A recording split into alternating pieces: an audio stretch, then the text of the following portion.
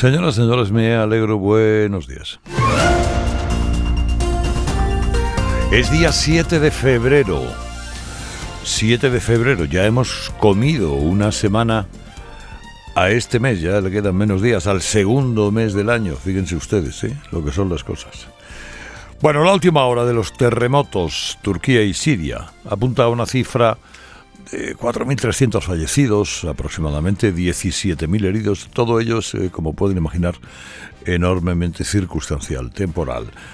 En Turquía están acostumbrados a los terremotos, porque está en un terreno particularmente delicado, pero no tan acostumbrados a una intensidad como el de un terremoto del vivido ayer. El primero, porque además no ha sido uno solo, ya han sido dos. El primer seísmo se registró de madrugada 7,8 en escala Richter.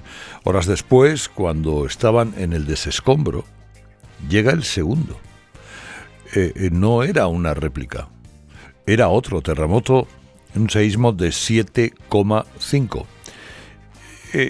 Además provocado por una serie de placas, por dos placas. En realidad son tres placas, está situada Turquía y Siria sobre tres placas, pero dos de ellas, en lugar de superponerse o chocar, lo que han hecho han sido separarse y crear un hueco de 2 metros, 3 metros, en una franja larga de más de 200 kilómetros. Imagínense la devastación que supone todo eso. Digamos que toda la comunidad internacional se está volcando en la ayuda a la zona afectada, en esa frontera entre Turquía y Siria, donde viven miles de refugiados sirios.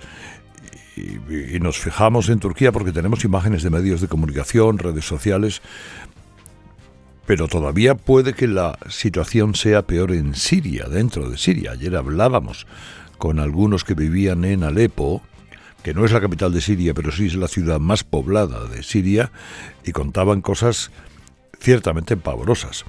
Desde España ya han partido los primeros efectivos de bomberos de Madrid y la unidad militar de emergencias, y ahora se trabaja para rescatar al mayor número de personas que hayan quedado sepultadas dentro de los escombros. Hay edificios enteros convertidos en montones de escombros. Dice Erdogan, que es el presidente de Turquía, que este desastre ha sido el mayor vivido en la historia de ese país, o al menos desde hace un siglo. Hubo un terremoto en 1939 que dejó 30.000 muertos. Ha hecho un llamamiento a la ayuda internacional porque, en fin, hay que atender a miles de personas que se han quedado sin casa en pleno invierno. Bueno, aquí en España, tal como se había anunciado, la gran incógnita es: ¿la coalición de gobierno se rompe o no? Yo ya les digo, no. No, porque no. No, porque no toca. Escenificarán y estarán seriamente cabreados unos con otros. Pero aquí nadie rompe nada. El Grupo Socialista presentó ayer su proposición de ley para modificar la ley del sí es sí. Es un debate, si quieren, jurídico-político, un tanto complicado, pero una ley que aprueba un Consejo de Ministros y que tramita como un proyecto de ley va a ser reparada por lo que presenta un grupo parlamentario como proposición de ley. Ya bueno, ya usted dirá, a mí qué más me da, a mí que me la arreglen y que, bueno, sí, pero los caminos son a veces más importantes de lo que se parece. Existe un gobierno de coalición que de manera colegiada, yo supongo que después de mucho debate, aprueba con los socios parlamentarios una ley como proyecto, pero la reforma viene como una proposición de ley de un grupo, es decir, con un rango mucho menor. Se vuelven a pasar, por lo tanto, por el forro los informes del Consejo del Poder Judicial, del Consejo de Estado, del Consejo Fiscal, etcétera, etcétera. Es un despropósito jurídico y político para corregir otro despropósito como fue aprobar una ley desnortada a sabiendas de los efectos que iba a tener. Que una parte del gobierno, que es la socialista, enmienda a todo el gobierno. A todo el gobierno. Con el desacuerdo de la otra parte, que es la podemita. Y el silencio de una tercera parte, que es Yolanda Díaz, que ni está ni se la espera. No la busquen en esto. Pero no hay más consecuencias. Ni Pedro Sánchez cesa a las ministras, ni éstas se van en desacuerdo. Porque seguimos viajando en coche oficial. ¿Y en qué consiste la reforma que presenta el PSOE, pero que han redactado expertos del Ministerio de Justicia? A ver si se lo puedo resumir. Bueno, que ustedes que tiene su dificultad este caso. En volver al sistema de penas del código anterior. Si todas las penas que se habían rebajado vuelvan a incrementarse al nivel anterior. Y esa modificación al alza se justifica con el agravante de la violencia, con el agravante de la intimidación, como ha ocurrido toda la vida del señor. No es lo mismo cometer un hurto que un robo. No es lo mismo sisar una cartera de 300 euros que amenazar con una navaja en el cuello a una persona de noche, herirla y robarle el coche. No es lo mismo. Pues exactamente no es lo mismo también en este tipo de agresión sexual. No se recupera la figura del abuso, pero sí se recupera la distinción de las penas en función del agravante de cada caso. Y se vuelve a la tipificación anterior, que es de puro sentido común.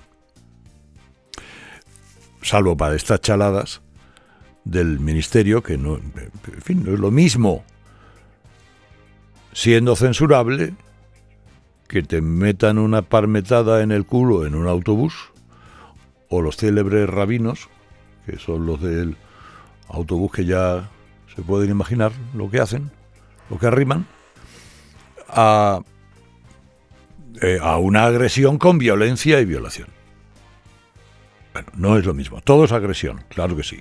En ningún caso hay consentimiento. Pero hay que delimitar los hechos y los castigos en función de la intimidación o de la violencia. Pero ellas insisten en que no se debe distinguir. Y sobre todo en que no hay que probar la violencia o la intimidación si se ha producido agresión. Es decir, basta que la mujer, el hombre o el niño no hayan dado expresamente su consentimiento para la relación para que estemos en un caso de agresión. Claro, y eso es decir, la irracionalidad es muy difícil de explicar. Y esas señoras del ministerio hace tiempo que se han situado completamente fuera de la realidad, por no decir cosas peores. Es decir, ¿qué va a pasar ahora en la tramitación? Pues van a ver si llegan a un acuerdo, pero tal y como están las cosas parece que es difícil. Podemos y su ministerio insisten en rechazar esa reforma que propone el PSOE. Sin el voto de Podemos y los 35 no sale adelante. ¿Qué va a hacer, por cierto, Compromís, Esquerra y Bildu? Porque parecen inclinarse más por el lado de Podemos que del PSOE. Claro, y luego está el Partido Popular, que ayer no comentó el hecho, pero que mantiene la oferta hecha en su día al gobierno para reformar la ley. De hecho, la reforma que presenta el PSOE es casi una copia literal de lo que presentó, un plagio literal, en lo que a la graduación de penas se refiere de una propuesta que realizó el Grupo Popular. Pero Pachi López, ahí aparece Pachi López. Tranquilos. Occidente no pierda la calma, que lo arregla. Ha dicho claramente que no. La ley será la del sí es sí, pero la reforma es del no es no. O sea, no queremos nada con el PP aparte de copiar el texto. ¿Y tiene algo que ganar el Partido Popular en todo esto? ¿O es mejor que se siente a ver el espectáculo? Miren, para Pachi López, es una pena que López no fuera tan escrupuloso a la hora de aceptar los votos del PP cuando le eligieron lehendakari. Desde entonces no se ha recuperado. de ese pecado. Y ahí sigue, dando vueltas en un tío vivo.